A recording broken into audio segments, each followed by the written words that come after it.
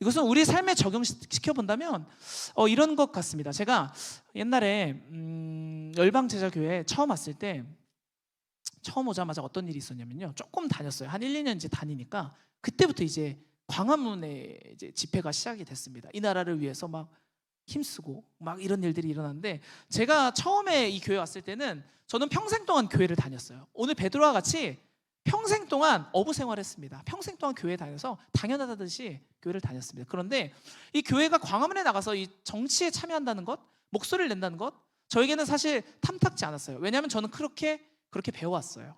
어릴 때부터 교회는 항상 중립을 지켜야 되고 항상 선을 베풀어야 되고 어떤 일이 있어도 그 가운데서 참 잘해야 된다, 착하게 살아야 된다, 이런 게 제 어릴 때부터 모든 설교와 모든 말씀과 부모님의 교육과 모든 것이 통틀어서요 제 머리에 각인이 돼서요 저는 그곳에 나가는 것이 저에겐 기쁘진 않았습니다. 그런데 처음 이제 교회 거의 올락말락하는 그런 시점이 있었어요. 그때 김은하 목사님께서 딱 양준호 목사님과 저에게 어떤 것을 순종을 원하셨냐면, 광화문에 나가서 이제 그 집회에 참석하라라고 할 때였습니다. 근데 그때 또 어떤 게 있었냐면 코로나19 갑자기 터지기 시작하는 거예요. 그래서 회사에서 어떤 공고가 내려왔냐면, 제가 직장 생활을 하고 있는데 이 밀집된 지역에 모이지 말라라는 거예요. 회사에서는 그때 코로나19가 얼마나 극박한 때였냐면요, 한 명이 걸리면 막 위치 추적을 해서 어플로 집에도 못 나가게 하고 2주 동안 감금시키고 막 그런 식이었습니다. 그러니까 제가 회사에서 지금 아무도 안 걸린 상황에서 그 집회에 나가면 막 문제가 될 것 같기에 회사에서 안 그래도 광화문에 막 떠들썩하고 뉴스에 나오니까 나가지 말라는 거예요. 공문이 내려왔어요. 심지어 광화문 이런 집회, 종교 집회에 참석하지 말라라고 권장을 하는 거예요. 근데 그런 거를 듣고, 제가 원래 별로 안 좋아합니다. 아까도 말씀드렸지만 뭐 그런 교회가 그런 일을 하는 것에 대해서 탐탁지 않았습니다. 근데 이제 열방제자교회 온 지 얼마 되지 않아서 목사님께서 그런 이제 순종의 말씀을 하시는데, 처음에는 하지 않으려다가 아영 간사랑 둘이 이제 손을 딱 잡고 광화문에 가기로 했습니다. 근데 하필 저희가 딱 한 번 참석했거든요.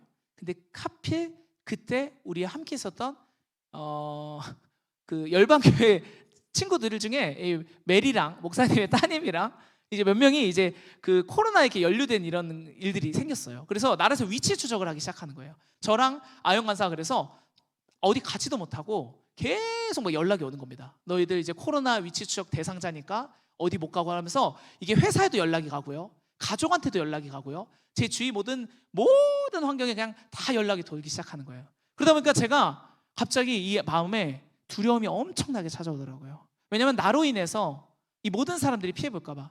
그래서 그때 어땠냐면요, 회사에 가니까 막 난리가 난 거예요. 우리 직원들이 한 명도 아니고 2명이 또 사내 커플인 애들이 광화문 집회에 또 나가가지고 코로나 의심자더라.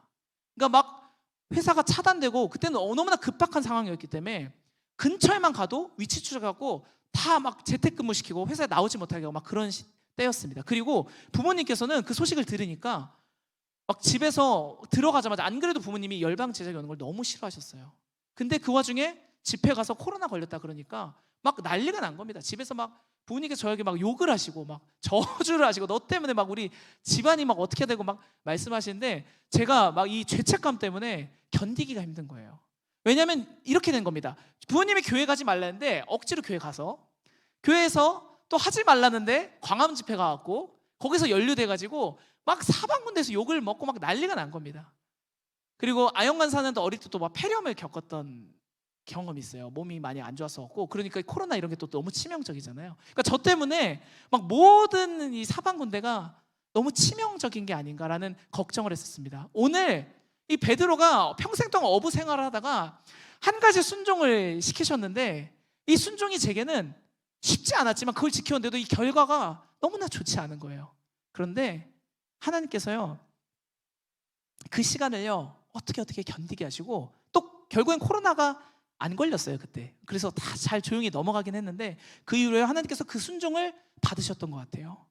그리고요 그 이후부터 저를 말씀으로 세우기 시작하고요, 그 이후에 제가 간사가 되기 시작하고요, 저에게 찬양의 능력을 풀어주기 시작하시고요, 저의 삶을 인도하시기 시작하시는데, 제가 오늘 와보니까 다 이것들이 몇 년이 지나고 와보니까 하나님께서 저의 그 순종을 받으셨던 것 같습니다.